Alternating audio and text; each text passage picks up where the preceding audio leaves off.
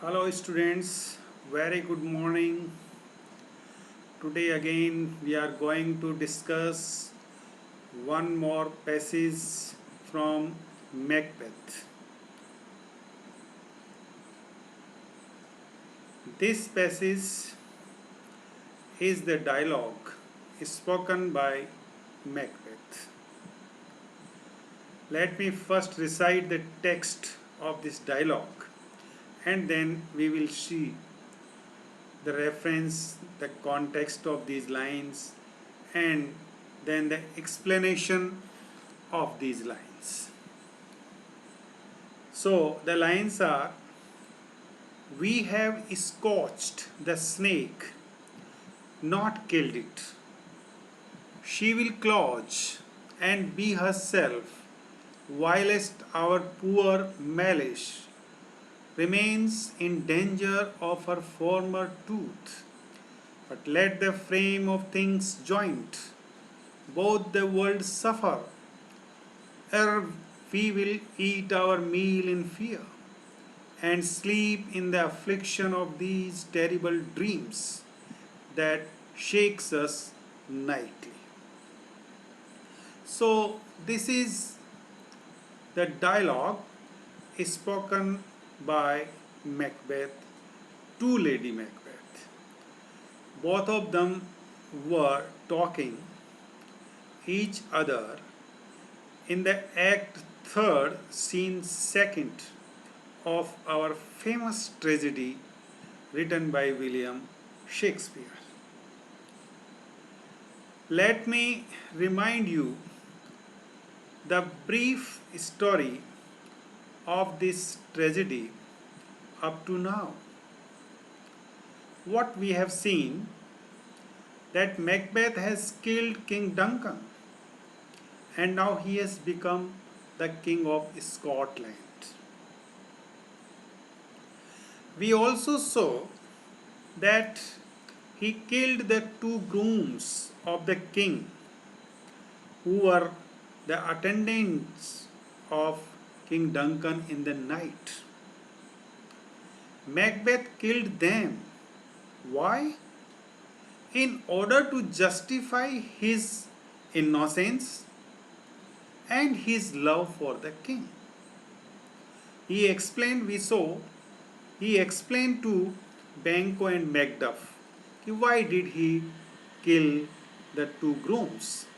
Because a person who loves the king so much cannot control his conscience and his power, his heart, his mind doing such a thing.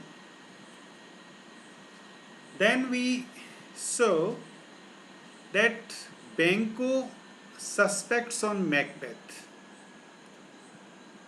Banquo is very clever. Banquo has been with Macbeth all the time.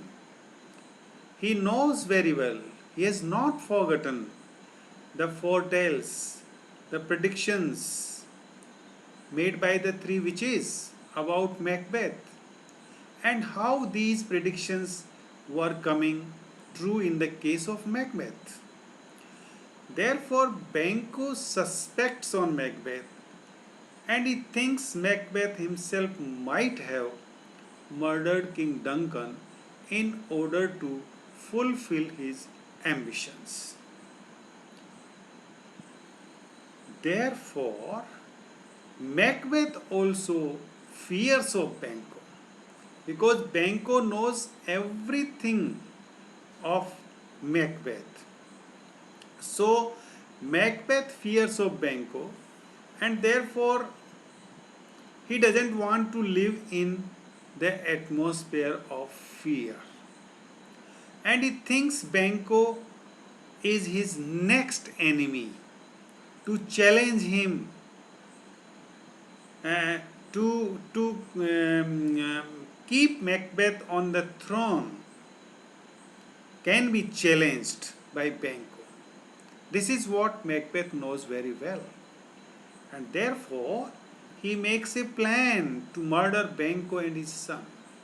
We have seen that he makes a plan. So he calls the two murderers. He hires the two murderers and makes a conspiracy with them.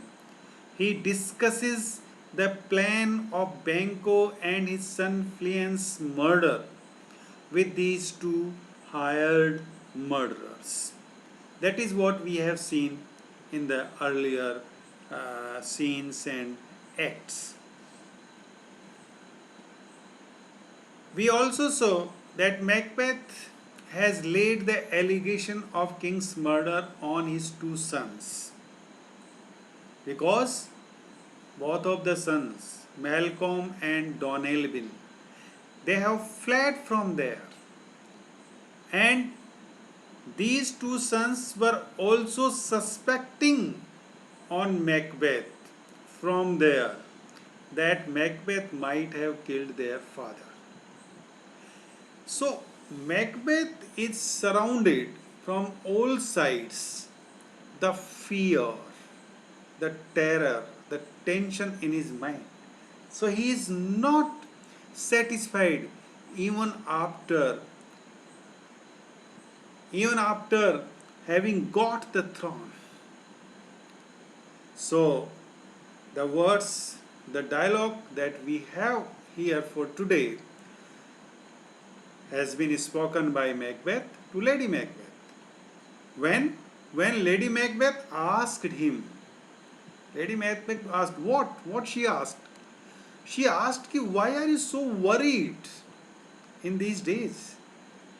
Why do you keep yourself so alone? Why don't you keep yourself normal? So, Lady Macbeth asks him that he should not worry about that because the death of King Duncan, that incident has passed away. So there is no tension at all. But Macbeth fears. So let's go with the lines. That is what I have spoken, that even after murdering King Duncan and seizing the throne of Scotland, Macbeth doesn't find his position safe. He doesn't feel himself safe. He feels terror, horror, dangers from all sides, from Banquo's sides, from his son's sides, from Malcolm and Donalbain who have fled from their side, from Macduff's side. So from every side, from every corner, Macbeth is afraid of, and therefore he doesn't find his position safe. He thinks that not only the throne, but his very existence is in danger. He feels so. He feels so that he may also be murdered by because all these kind of the dangers are surrounding him. He thinks that his friends may combine against him and dispose him. So this is the fear that he has in his mind. So he speaks these words to Lady Macbeth. As I told you, Macbeth asked him. Lady Macbeth asked him why he is unhappy thoughts, and keeping himself aloof and brooding. She says that he should not indulge in such thoughts because such thoughts must have ended with the death of Duncan. But Macbeth said, no, Lady Macbeth. We have only heard the snake, not killed it. These lines starts with this, that they have only heard the snake, Macbeth says. They have not killed it. And the snake therefore will soon recover in spite of their efforts, and they will soon be confronted with the danger of her venom as before. So this is the fear that is in Macbeth's mind.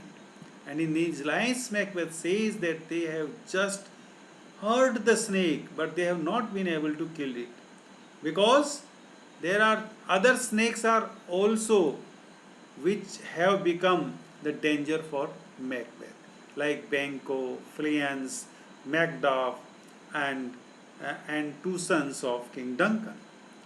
So he says that this snake, this danger, this thing will soon recover, and and they will be very soon confronted with the same danger of snake's venom, poison as before. So there is no peace and calm in the mind of Macbeth. Macbeth's mind is still perturbed, but now Macbeth is fearing, no doubt, but he has also got some strength. Strength and the power in what sense? In murdering more. To murder more in order to in order to make his position safe. So he says that they are therefore in great danger than ever, and this snake has slightly been wounded. They have just hurt and wounded this snake, but they have not been able to kill it. So he says, Macbeth says, that now he doesn't care if the whole structure of the universe breaks down. So he doesn't worry if the universe fall down, both the worlds fall down, heaven and earth perish. He doesn't bother at all. But he is ready to commit any bloody thing to make his position secure. So let us see how Macbeth has become hardened. How Macbeth, whose heart was so soft, kind-hearted, and milky, and etc., we have seen in earlier acts and scenes. But now Macbeth is becoming stronger, harder in his mind and heart, and now he is ready to commit murder after murder in order to make his position secure. So this is what we have to see so far the character of Macbeth is concerned. Now Macbeth is not that Macbeth who was kind-hearted. Now Macbeth is very hard and going to become bloody, ready to become bloody. So he says, Macbeth says in these lines further, that he will no longer take his food in atmosphere of fear. So he doesn't want to continue the fear. He doesn't want to live in the atmosphere of fear. He won't be able to take his food in the atmosphere of fear. He want to destroy, he want to kill this atmosphere of fear. No matter what or how many murder he has to commit. He may commit. So he will not allow his peaceful sleep to be disturbed by horrible dreams of doubt and fear. So he doesn't want to live in doubts and fear. He doesn't want that his peaceful sleep should be disturbed by the horrible dreams. So he wants to get peace. But there is danger from all sides. And these are torturing his mind. Then he says in the last of these lines that it is better to be in the company of the dead whom we have killed to live peacefully.